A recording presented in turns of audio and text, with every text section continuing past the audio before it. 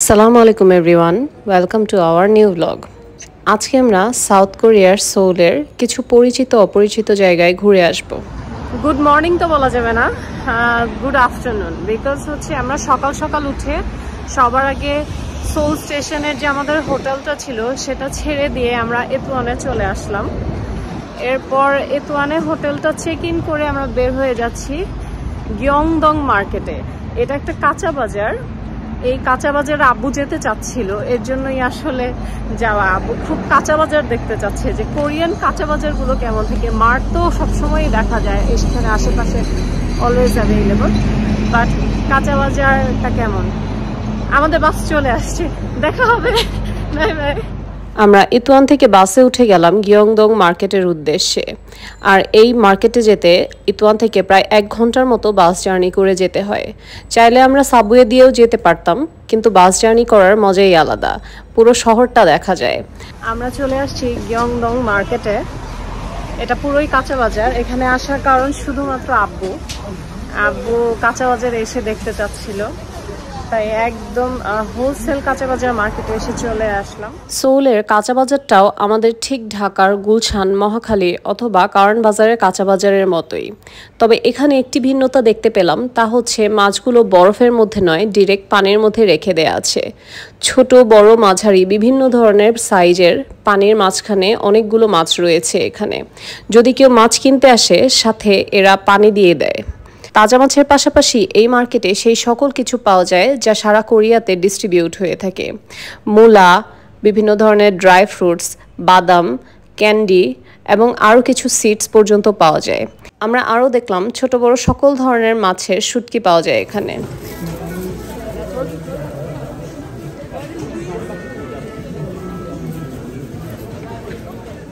আব্বু এখানে এসেছে কোরিয়ান জিংসাং এর খোঁজের উদ্দেশ্যে।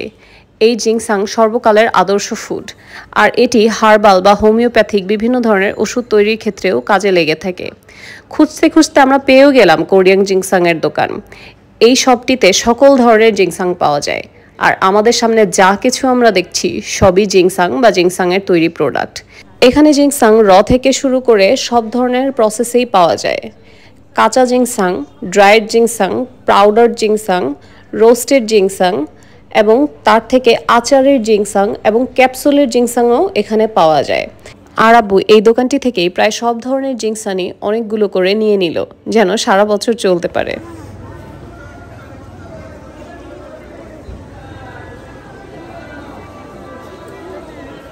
আমরা জিংসাং কেনা শেষ করেই পুরো মার্কেটটা একবার হলেও ঘুরে দেখলাম, এখানে কি পাওয়া যায়, কেমন প্রাইজের, সব কিছু।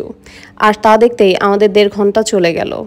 এখানে আমরা সামনে যা কিছুই দেখতে পাচ্ছি সবই হচ্ছে কিমচি, আর তার ঠিক পাশেই ঠিক ছোট ছোট কাঁচা মাছ, কাচকি থেকে শুরু করে বাজালিয়া সব।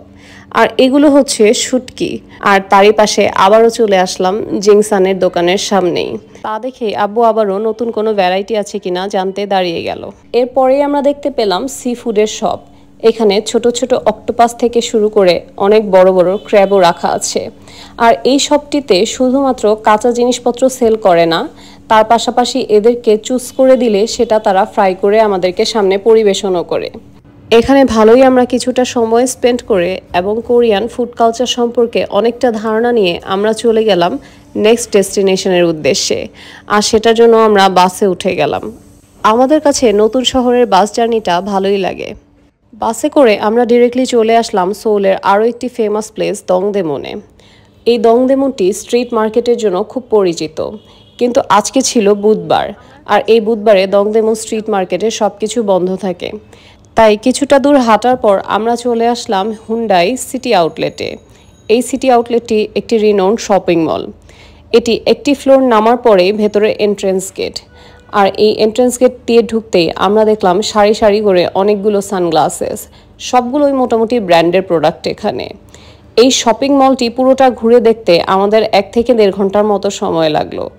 আর পুরোটি শপিং মলে অত্যন্ত সুন্দর সুন্দর কিছু কালেকশন রয়েছে, যা একবার করে না ঘুরে দেখলেই না।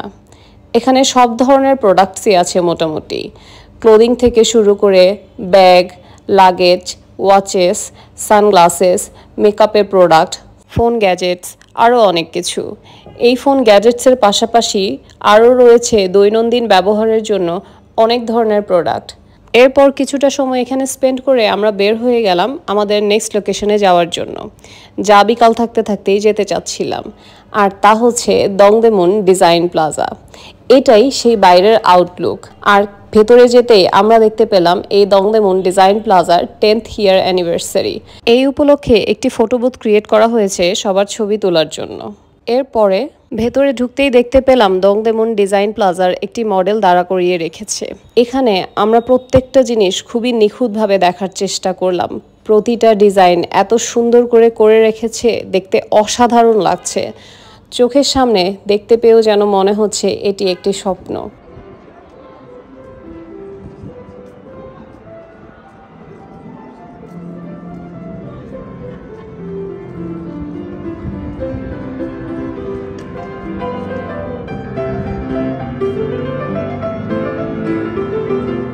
দংদেমুন ডিজাইন প্লাজাটি অনেক ফেমাস থাকার কারণ হচ্ছে এটি সোলের আরবান ডেভেলপমেন্টের মধ্যে অনেক মেজর একটা রোল প্লে করে থাকে। এই ফেমাস স্ট্রাকচারটার ডিজাইন একজন ইরাক আর্কিটেক্ট জাহা হাদিদ তৈরি করেছেন, যার কাজ শুরু হয়েছে 2009-এর এপ্রিল মাসে আর শেষ হয়েছে নভেম্বরের 2013-এর। তবে এটি অফিসিয়ালি ইনাগুরেট হয়েছে 2014-এর মার্চের 21 তারিখ। এই পুরো স্ট্রাকচারটা তৈরি করতে খরচ হয়েছে $451 মিলিয়ন। আর এর ফ্লোর এরিয়া হচ্ছে 9,31,882 স্কোয়ার ফিটের। সো বুঝতেই পারছেন সবাই কত বড় এরিয়া জুড়ে এই মনুমেন্টটি তৈরি করা হয়েছে একদম সোলের মাঝখানে।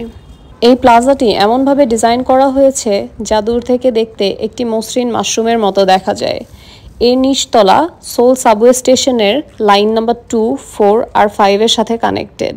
আর এর ওপরটা এমনভাবে তৈরি করা হয়েছে যেন দেখতে প্লেগ্রাউন্ডের মতো মনে হয়।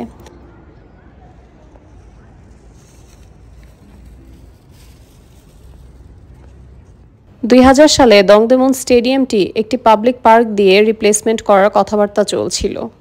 আর এরই জোর ধরে 2005 সালে সিটি কর্পোরেশন একটি মাস্টার প্ল্যান শেয়ার করে। কিন্তু বিভিন্ন ধরনের আর্কিটেক্টের পরিকল্পনা অনুযায়ী এবং তাদের অ্যাডভাইসের থ্রুতে সোলের নতুন ল্যান্ডমার্ক হিসেবে একটি হাই কোয়ালিটি ডিজাইন করার পরিকল্পনা করে। এরপর 2007 সালের ফেব্রুয়ারি মাসে পৃথিবীর সকল রিনোন্ড আর্কিটেক্টদেরকে ইনভাইট করা হয় সোলে, আর শেয়ার করা হয় তাদের সাথে সোলের এক্সপেকটেশন। আর এরই সাথে অ্যারেঞ্জ করা হয় একটি কম্পিটিশন, যে এই কম্পিটিশনে সবথেকে ভালো ডিজাইন করতে পারবে আর তৈরি করতে পারবে সোলের ল্যান্ডমার্কের একটি নতুন ইতিহাস, সেই হবে এই কম্পিটিশনের জয়ী।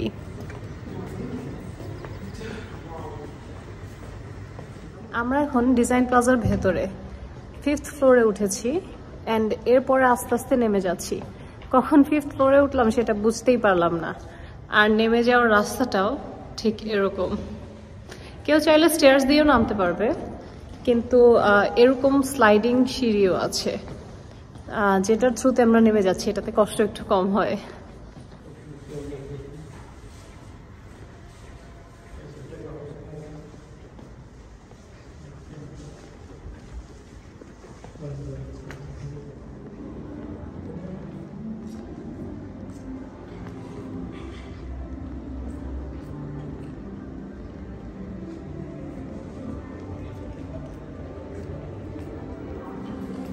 ডিজাইন প্লাজার ভেতরে প্রায় প্রতিটা ফ্লোরে একটি করে এক্সিবিশন হল আছে, যার প্রতি সপ্তাহে সপ্তাহে বিভিন্ন ধরনের প্রোগ্রাম সেট করা হয় আর সেই সপ্তাহের জন্য সেই প্রোগ্রামটি দেখানো হয়। এসব কিছু দেখেই আমরা বের হয়ে গেলাম এই ডিজাইন প্লাজা পুরোটা ঘুরে। আর এরপর আমরা খুব টায়ার্ড, তাই ভাবলাম রেস্ট নেওয়ার জন্য হোটেলে চলে যাই। এবার কিন্তু আমাদের হোটেল ইতওয়ানে, তাই আমরা আর সোল স্টেশনের দিকে না গিয়ে আমরা ইতওয়ান স্টেশনের জন্য ওয়ান ওয়ে টিকিট কেটে নিলাম।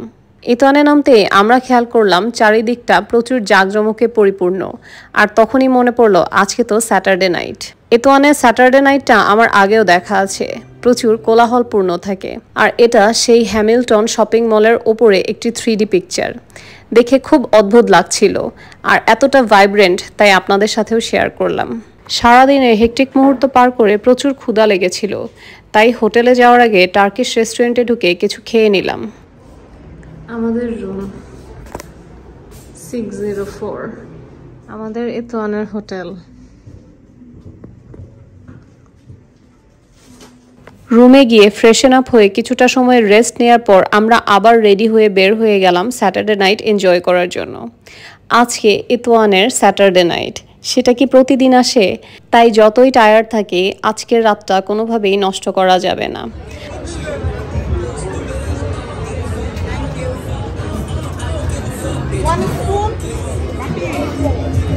আমরা ইতওয়ানে আমাদের রাতটা এনজয় করি আর আপনাদের সাথে আবার দেখা হবে পরের ব্লগে। ততদিন পর্যন্ত ভালো থাকবেন। Thanks for watching.